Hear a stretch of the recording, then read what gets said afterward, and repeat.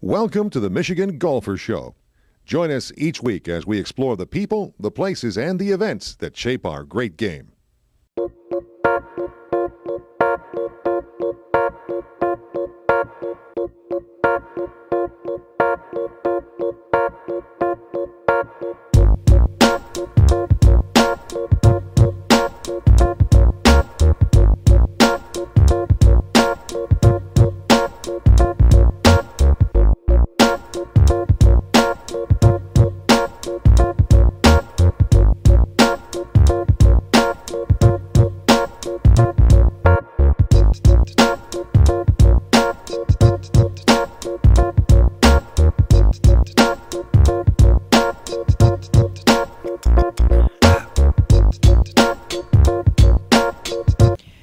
Well, we're at the Country Club of Jackson on the Pro-Am Day of the Wendy's Charity Classic, and we have with us Mark Beeman. And Mark, I saw you get a really nice shot on 15. You must have been on the right hole because fortunately it's a team event and everybody chipped in.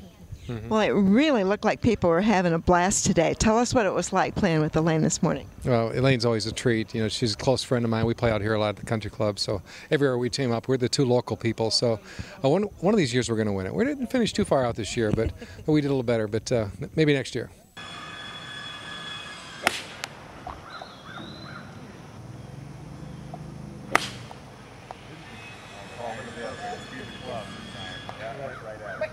Right there. Come on, sit down. Sit. Wow.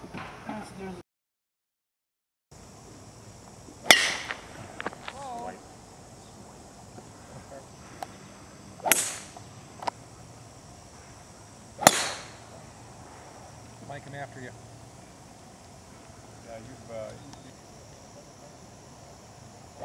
oh my God. Yeah. Okay, Elaine, good job. Hey.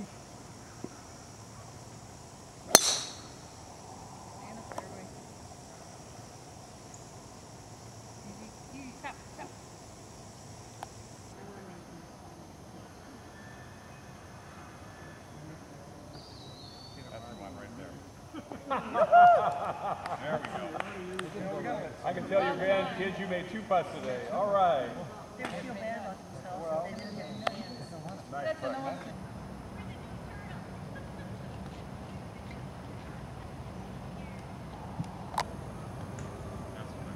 Nice. Nice up and down from 200 yards, John. There's a bug on you. Bug? Big bug. Get a bug! Well, the tournament's been going on for a few years now, and really Wendy's provides a big service to the community. Can you tell us something about that? Absolutely. You know, Dave Thomas was here for our first 2 events when he was still alive, and this is our 12th event. And you know, he had come to us and said, "Would you mind running a charity event for adoption?" And this was before he'd even started his foundation up. And since then, he started the Dave Thomas Foundation for Adoption, and it's just grown and grown, and to the point where we've got a program now called the Wendys Wonderful Kids, and we get recruiters that we fund through events like this, that their sole job is to go out and find homes for children that are in foster care, that are special needs kids that really would have a very, very little chance of getting adopted. So I'll tell you, it's very fulfilling when you see these kids get adopted and see them go into a home, a loving home, and have parents they can put their arms around. Because I don't know about you, okay, like we'll raise maybe $150,000, $175,000. We're still adding up the numbers in there from this event this weekend. But I'll tell you this: if we adopt one kid, get one kid adopted, how much would you pay for your parents? I mean, just think about this: the difference of having parents and not having parents and going through life. It's phenomenal, and it's just been very fulfilling. Not only that, but we've adopted 115 kids. We've got 22 kids where everything's finalized except a court date. So we're really excited about this program moving forward, and this event allows us to do that. Well, it really sounds like you've got involved in the charity, and or who wouldn't, but what a great one to have such a good event go for. And it's also just cool seeing the legends. This is the Legends Tour, so. Oh, it is. You know, we've got Hall of Famers out here. I mean, you get somebody out here like, you know, Pat Bradley. Stay back. Come on. Well, there's a lot of room out there, Pat. Yep.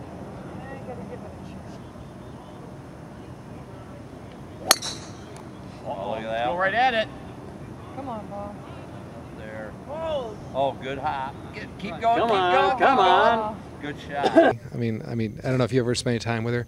She talks about, she just gives you a hug and she says, "Hi, Marky, how you doing?" You know, because we see each other all the time.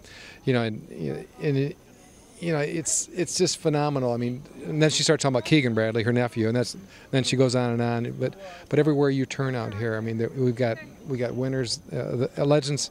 I mean, the legends winner. I mean, I think collectively there's like 70 or 78 or 80 tournaments they've won that they're out here representing. There's only 20 some girls out here. I mean, it's just phenomenal just to see this type of play and the interaction. Most people come out and play. They come back every year because they're like, wow, I can't believe how much fun this was. Well, I did notice people having fun, and people were having fun with Nancy Lopez and Jan Stevenson and just a famous names, you know.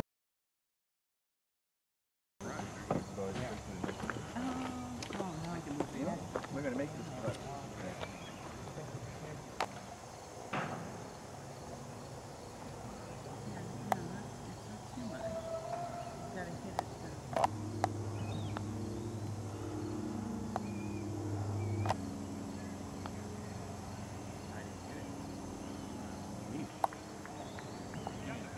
One time, baby. Yeah. Great Yeah. punt. All right. Got good. Nice. Doesn't move much when you hit that. Yeah, no doubt about it. It was really exciting last night having Nancy here. You know, we have Dave Thomas's daughter here. Pam Farber was here. You know, just to see people come in from the Wendys world, our world, come in and they get a chance to play with somebody like Nancy Lopez. I mean, you know, Patty Rizzo. I mean, you just go on and on through the names. I mean, it's just, you know, we have been so lucky. First of all, we got a great venue like this here at Jackson Country Club to do this event, but then to get the support of the community. We have 120 volunteers that help us put this event on. And you say, how do you make that money? It must cost a lot of money. A lot of people volunteer their time, energy, and effort. They volunteer items for auctions, things like that, and we turn all that money back over to these kids. And I'll tell you what, it's making a difference. Well, congratulations on a wonderful event, a wonderful venue, and best of all, just a great charity. Thank you, Mark. No, thanks for being here. Thank you. Bye-bye.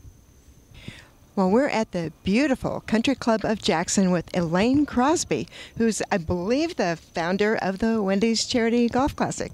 Is that right? Well, I'm one of the founders. Yeah, it was the Stantons who started it with Laura and Dave Stanton and myself. We all got it going, and then it's evolved into a lot of other people involved. That's for sure. We got well over 100 volunteers with this event. Well, it's so exciting to see so many great golfers play here at the Pro-Am today with people from the community, and people are just having a blast. Yeah, these players, they really do a good job of playing. They've been doing it, obviously, a very long time. It's a Legends Tour, so most of them been doing it almost more than 30 years. So they get it. They understand that that's what they're being paid for, is to come out and have a good time with the amateurs. And the amateurs really don't care how well we play. They just want, to have a good time, and I think that works out well. I heard lots of laughing this morning, and good shots and bad, but it's also kind of interesting because this tournament was one of the beginning ones as part of the Legends Tour. Is that right? It was this is the first tournament that was of this model, where we just play one day of tournament and then one day of Pro-Am. We've had a few other tournaments over the years that have been 2 and 3 days, but so this one seems to be coming. A lot of other communities seem to think that they can pull this off, so we did one in Seattle.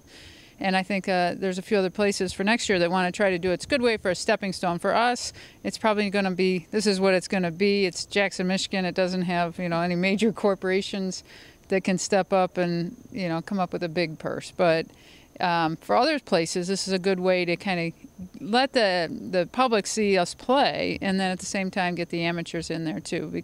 And that's all charity-based anyways. That's professional golf. I don't know if everybody understands that every tournament we play plays for a charity. Well, Elaine, we're just coming off the Olympics, and women did so well in the Olympics, and we're year 40 of Title IX.